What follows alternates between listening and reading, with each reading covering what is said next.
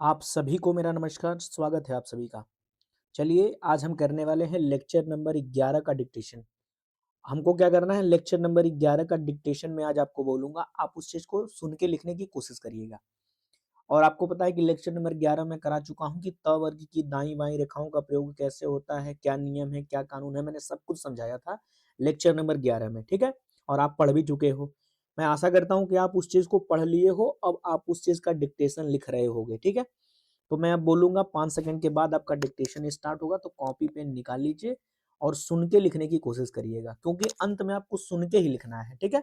चलिए, dictation start होगा आपका 5 सेकंड के बाद।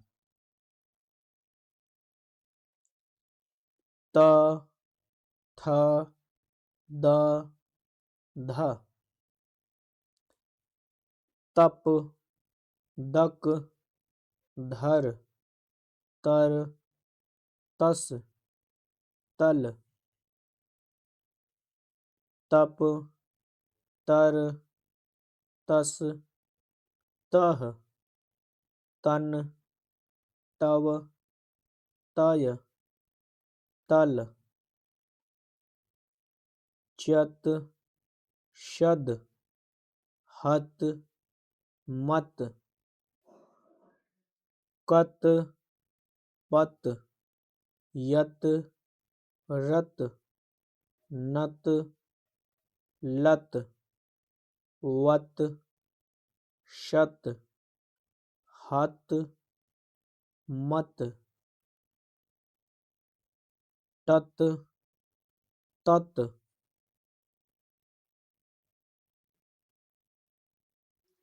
आध, ऊद, दे, दो, आधा, थे, था, थी, ओदा,